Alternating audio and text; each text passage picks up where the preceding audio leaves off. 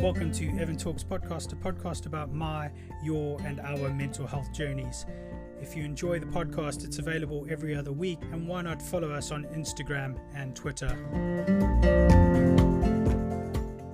Hey guys, before we get stuck into this week's episode, I wanted to share with you that Evan Talks pin badges, as mentioned in episode 3, are now available to order. The pin badges cost £10 each. All profits are going to Mind and Samaritans. So if you'd like to order yours, please email evan.talks2020@gmail.com with your full postal address and name, and I will give you payment details, and that way we can get them sent out to you in first class post. Thanks very much and enjoy this week's episode. Hello and welcome to another episode of Evan Talks. This is episode 3, and this week we're talking anxiety, but we're talking anxiety with my good friend Dave, and we're going to be talking about how it affects maybe him, but also some of the things that he does differently to deal with anxiety, and we're just really going to have a chat.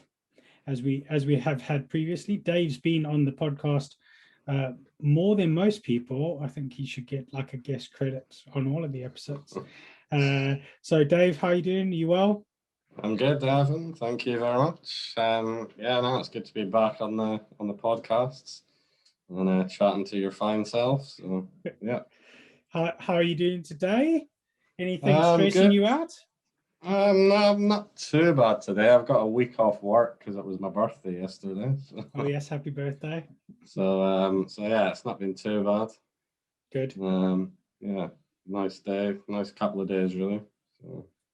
Good. And lockdown 3.0, how is that treating you? I guess like everyone, it's just the sort of not known. I mean, up until Boris made his announcement the other day.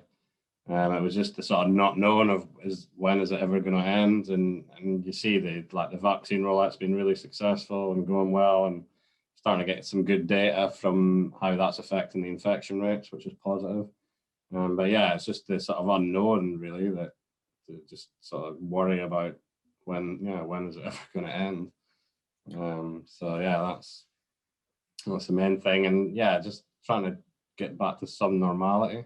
Like I just moved, me and my girlfriend just moved house, as you know, and we've been in the house for just over a month now. But as like in a normal world, when you move house, you'd invite your friends over, like yourself, have a housewarming party, have people around. But yeah, we haven't been able to do any of that, and like nobody's been able to see the house, so, other than by sending photos to like my family and stuff. And so it'd just be nice to get some normality and have people back around, even just like to sit in the garden.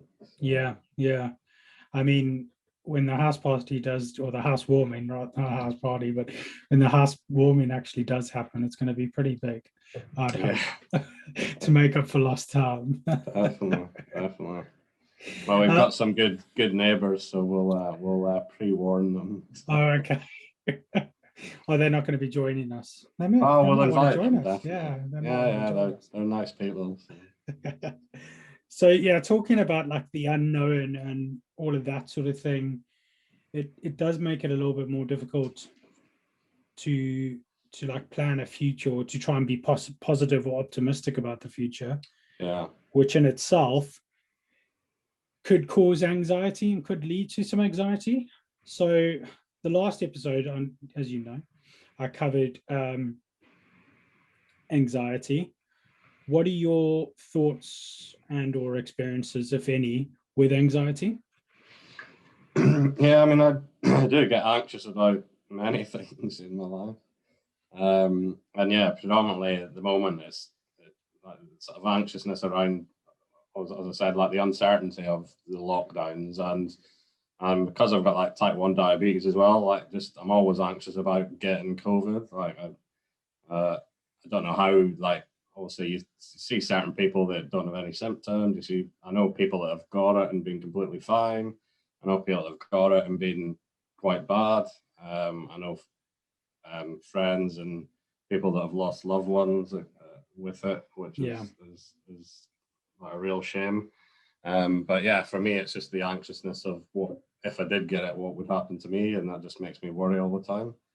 And again, like as you know, like with anxiety, it's sort of trying to understand and trying to realize what you can and can't control. Yeah. And there's certain things you can't control, certain things you can control. Excuse me.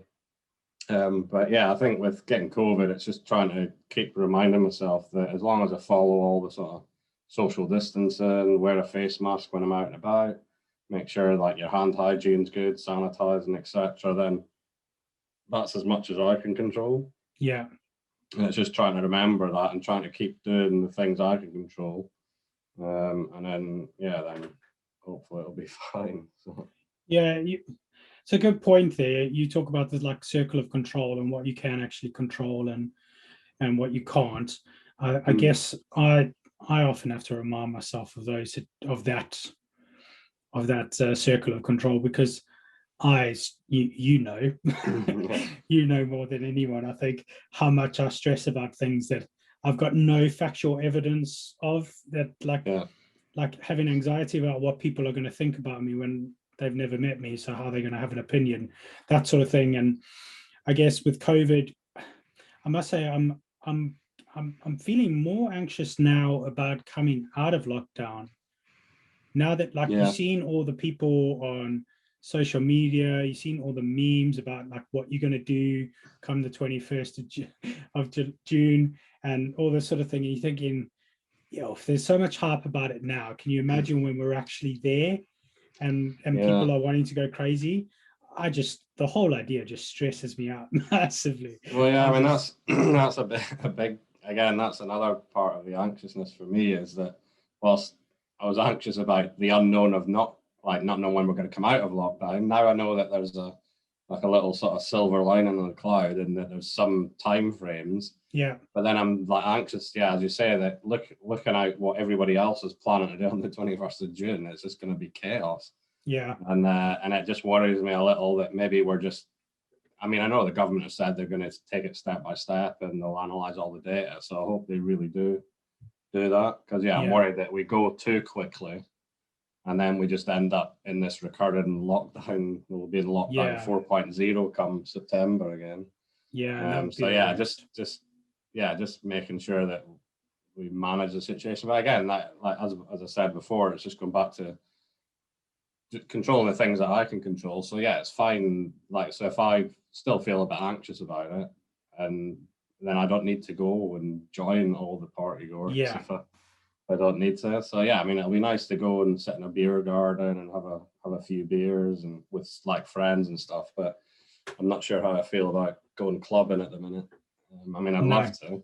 I'd love to go clubbing. I love a good dance, as you know. Yeah, you do. Yeah, you do. Um, but yeah, we'll see. We'll see how it goes. But yeah, no, I mean, it is positive that we're Yeah, getting sort of there is a lot more positives than negatives than, yeah, uh, and a lot more positives this week, I suppose, than last week. yeah, Um, and just I, thinking, like you said, about making sure that you control what you can control. I suppose it's managing the expectations of those people around you, I suppose, as well as like friends and family, and being able to be confident in having those discussions to say, actually, you know what, I know that we can do this, but I don't feel comfortable doing this. So yeah, maybe we wait a couple of weeks and then we all get together and go crazy and do whatever we want to do. But yeah, like I've just got visions of the 21st of June being absolutely raucous, because I just know this country and I know how they feel about having a good time and having a few drinks. Um, yeah. I mean, I think like you said about speaking to your family and friends, and I think that's been a great way of helping me deal with the sort of yeah, anxiousness. And at times when I'm like get like feeling anxious, but then getting to the point where it's really starting to like bother me and bother my thinking, and it's good just to like have a chat with my girlfriend, or I know that like I can pick up the phone to you as well, yeah, or family, and just sort of talk about it. It definitely helps talking about it rather yeah, than just keeping it all in. And I think that's like the biggest thing is having that ability just to open up about it, which more and more people are doing now, which is great. But I guess it's still some people that just feel a bit reluctant, or maybe just don't have the avenues to do that if they're on their own, or maybe they've not got a great sort of support network or close family friends that they feel they can talk to. So yeah, I think giving people the opportunity to talk is a big positive.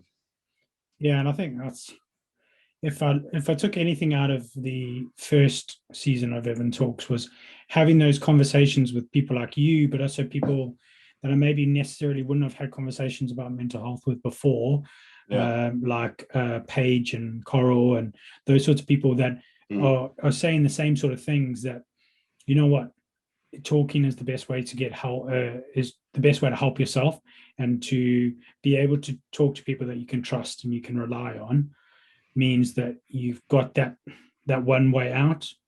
Yeah. Yeah. Well, I think as well, it's like when it comes to anxiety, I mean, I think you'd be hard pushed to find anyone that's never had any sort of anxious experiences in their life, whether they want to admit it or not. So I think speaking to other people about it, and then you find out that they've had similar experiences, and then it just gives you that kind of, like, you know, you're not alone kind of thing. And that it's nothing to be like weirded out about. I must say that when you first mentioned to me about you being anxious about something, and I don't think it was COVID. I think it was before. Oh, it might have been during COVID, but I think it was not COVID related. I can't remember what it was, but you mentioned it to me, and I remember thinking, Dave gets anxious, and I was really surprised. I think I mentioned it in my episode that I've recorded before this one, that I was really surprised, even though I know full well that we shouldn't assume that people aren't affected by mental health, because everyone's surprised when they hear about like my journey. But yeah, I was just, no, it did take me by surprise, but that you were anxious about something.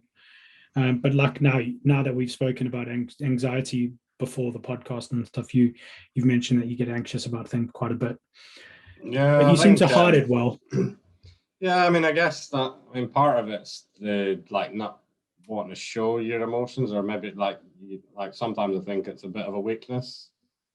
And I know it shouldn't be seen as that, but it's just like the way you are, and particularly at work. Like I do, like, as you know, like there's a lot of like sort of high pressure situations we get in at work. Yeah. And I always get a little anxious that I'm gonna maybe make the wrong decision, or that someone isn't gonna like what I'm doing or whatever, which is, I guess that's just the norm for most situations. But again, it's just trying to realize that you can only do what you can do.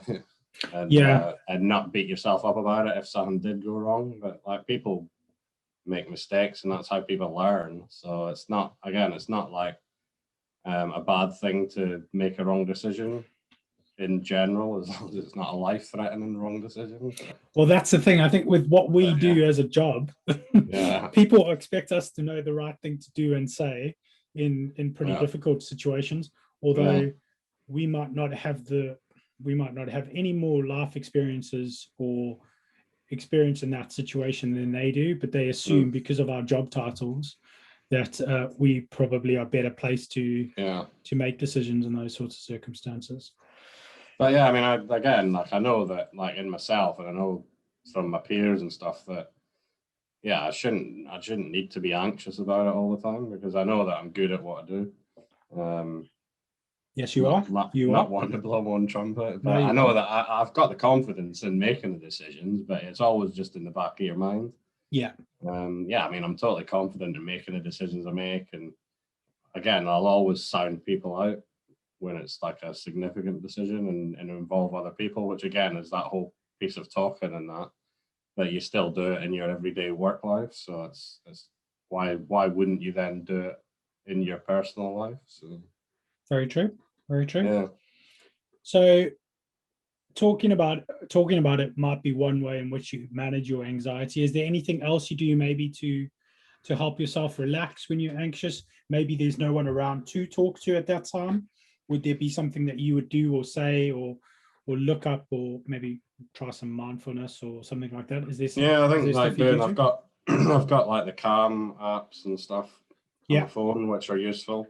I like exercise. I find exercise helps get that sort of nervous energy out. So whether it's just going for a little run, or just doing some sort of weights and some exercise. Myself and my girlfriend do yoga quite a lot, which is quite good to just get in the sort of zone, as they say. Yeah, I I tried find that that the other helps. day. Follow my face. Tried that the Yeah, other downward dog and day. But Yep, no, I because find it really useful for like it's a proper good mind, body, and soul yeah, exercise. I really enjoy it. Like I've been doing it now for a good year now, and I find it's really helped. good. But even just a simple thing like putting on a comedy program on the telly, it just takes your mind off the anxiousness things and stuff. So it just sort of takes you away from it, which helps for me. It might not help for everyone, but I find it useful just to have a laugh. So, Yeah, yeah. I mean, I found myself like watching things on YouTube where I don't really have to think about what I'm watching, and it's yeah, quite short episodes, if you like, or quite short segments of focus that you need to have, and yeah, it just makes me relax a little bit more and just makes me forget about all that other stuff for even if it's just for half an hour, forget about all that other stuff. But you're right, exercise. I was having quite a stressful morning this morning, yeah, and I thought to myself, I've got an hour in my diary. So I did something that I keep telling people to do, but I never do. I literally just turned everything off and went for a walk and just yeah. had my headphones on, was listening to a podcast that I enjoy. Again, a podcast about nothing too serious. It's just two guys talking about rubbish. Um, Bit and like this. a bit like this, yeah. But two guys just talking rubbish. And and I just went for like a half an hour walk. Didn't go anywhere fancy or anything. I just literally walked around the block, and I came back in, and I felt so much more relaxed. And I felt, and you know what? I didn't feel pressured because I lost half an hour of my working day. I Yeah, think I was actually far more productive in the afternoon because I'd actually done it. yeah, So yeah, the advice we give people that we maybe don't actually take ourselves is actually exactly. quite good advice.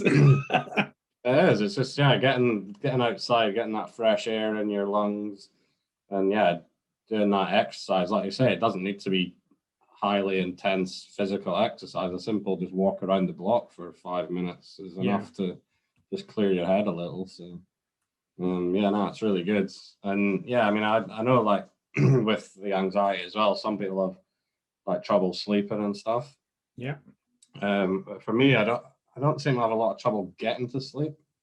I'm not too bad at getting to sleep, but I think when I am asleep, I think I have some of the sort of anxiety issues. Like my girlfriend says, I'm really restless in my sleep, and I like breathe quite erratically, Oh, really? quite a lot, to the point that on some occasions she's had to like wake me up to check if I'm all right. If I'm Oh, geez. like, so yeah, I think yeah, I'm not the best sleeper No. in the sense of like having a good night's sleep. So So when you wake up, if you've had a night like that, when you wake up, do you still feel tired or do you feel rested? no, I'll still feel tired. Yeah, Yeah, okay. yeah. So you're So I'm not not having having good a quality good. sleep. Yeah. No, I'm not getting a good quality sleep. So yeah, Yeah. just trying to.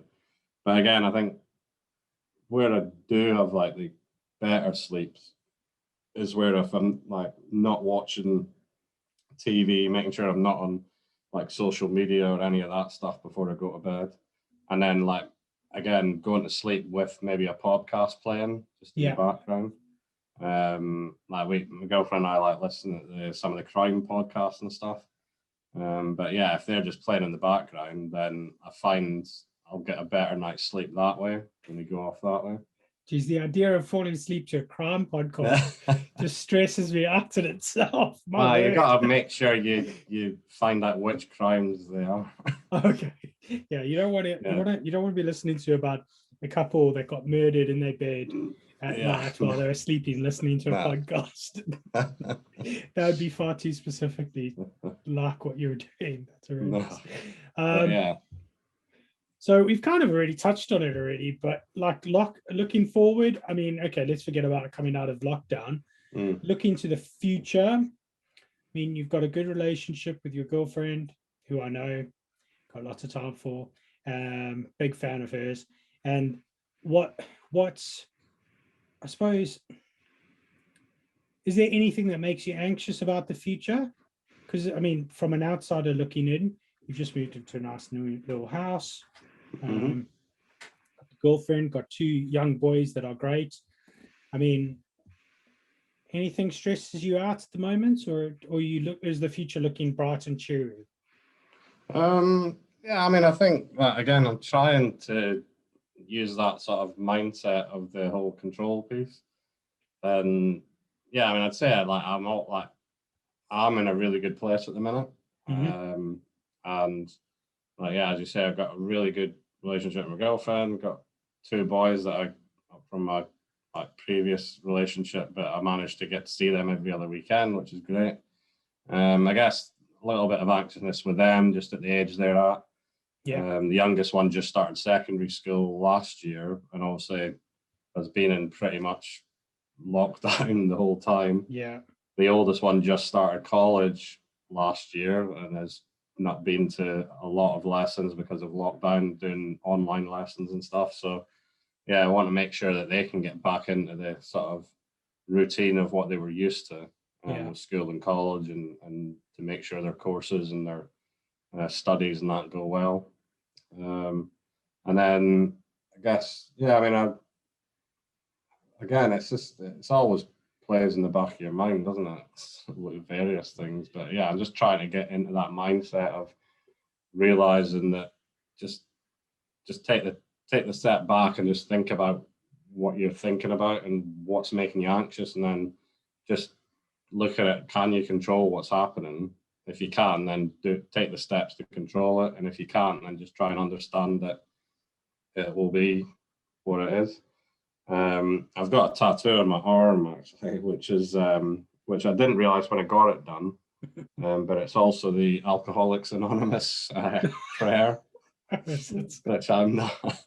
But it's the Serenity Prayer, so it's like, God grant me the serenity to accept the things I cannot change, the courage to change the things I can, and the wisdom to know the difference. So yeah, I think that just like reading that every so often on my arm when I'm feeling that just kind of helps to reset and just refocus on what I'm doing. So I mean, that's great that you didn't really realize what it was when you did it.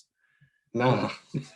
But it actually does help you, and that's amazing. Yeah, I mean, I got it is when my gran died. It was written on her eulogy at the back, and I just liked the phrase. Okay, yeah. So I got it as in memory of my gran. But yeah, actually now I just read it every so often, and it does kind of help and just reset the mind. So yeah, it's good. And then I guess the other positive thing I've found out this week, and I'm getting on Friday, is I'm getting my first COVID vaccine on Friday. So good, very happy for you. Positive. So, you're not anxious about it? Our friend, Sophie. Yeah. So she went and shout out Sophie. Yeah, shout out to Miss Diamond. She went and had her first vaccine this morning. So she got it at the same place I'm going, just along the road. Right. So she had hers and was fine, and she seems fine. A sore arm, as you'd expect. Yeah. But other than that, she says she feels on top of the world. So good. So yeah, that's good. Yeah, I think the cons will far outweigh. No, the pros will far outweigh the cons when it comes to the vaccine. Definitely. I think. Cool. So, I mean, is there anything else you want to mention? I mean, we've had a good chat. I've enjoyed it. Always enjoy it. No, I just think I love like coming and doing these podcasts with you. It's always a good experience. And yeah, it's just nice to, as I said before, like back at the start of like when we did the very first one, I was kind of sort of maybe a little bit reluctant and just not sure how it was going to go. But it's just like it's been good to talk, and it's helped me open up a bit more about my sort of mental health and some of the issues that I may have, and realize that it's no different to anyone else, to yourself, and to many other people, most of our friends. Yeah. It's just good to talk about it, really. So yeah, it's great. Well, yeah, thank you very much for joining me. I mean, I don't even know how long we've been talking. We might have been talking for longer than we should have, or we might have been talking for just about the right time. But Dave, thank you as always. It really is always a pleasure having these chats with you. I mean, we have loads of chats like this. It's just Yeah. occasionally we record them. Yeah. And sometimes we let other people watch the recordings. Others, Exactly. Well, Right. it'd be good to finally have a chat live in person, face to face. I know. I remember the first one we did. We were actually sat together in a hotel room, weren't we? Yeah. It was just before the world lockdown. Yeah. And little did we know at that point, I think, about where the future or what the future had to hold. So I think maybe ignorance was bliss then. Yeah, because that was back in March, I think, last year. Yeah, we were Like, away for work. literally about 2 weeks before lockdown hit. So, Yeah. And I think if we knew where we'd be now, that's an interesting exercise. Let's do that before we go. Yeah. If we knew where we'd be now at that point, how would you be feeling? Would you be like, oh, okay, that's cool? Or would you be stressed? I know, I think I'd probably still be quite stressed. Yeah, I'd still be quite Like stressed. if you said to me back then, or by the way, in 2 weeks' time, we're going to go into lockdown, it's probably going to last the next year. Yeah, we're not going to get you're not out going to of be it. able to go out or see your friends or go down the pub or like go to the cinema or just do the things you just take for granted in life. I think I'd be quite stressed. Yeah, I mean, I think there's going to be the one thing I'm going to start doing again, which I kind of stopped doing when I moved to the Midlands and started living by myself, was going to the cinema. I'm going to start going back to the cinema, even if I'm going back by myself. I used to go all the time. Your girlfriend and I used to go all the time because there was no one else that either of us could go with. Yeah. So we used to go together, and yeah, that was great. But I used to go by myself all the time too, and I'm going to start doing that again. I think that's going to be my little promise to myself. Start going back to the cinema. I mean, if cinemas are still being able to open and survive after this last year, I don't know, maybe we'll have some new cinemas to go to or different ways of doing cinema. Yeah, I mean, well, the big one I want to see because they keep putting it off is the new James Bond movie. Exactly, yeah, I know, right? I mean, we're going into the realms of a whole other podcast. We could start another podcast, Dave. You and I, we can just talk about random stuff like the two guys that I listen to. Yeah. Great. Well, thank you everyone for joining us this week on Evan Talks. I'll be back in 2 weeks' time, and I'm going to be talking about, I need to look at my list, self-esteem. So we're going to be talking about self-esteem, and I'm going to talk a little bit about how that's one of my main triggers and one of the main problems I have, which Dave is fully aware of. So we're going to be talking about that, and then the following week we're going to be talking to a new guest. So thanks very much for all of you for joining. Thanks, Dave, for making the time on your birthday weekend, your birthday week off work, to speak to me. I really do appreciate it. And everyone else, look after yourselves and speak to you soon.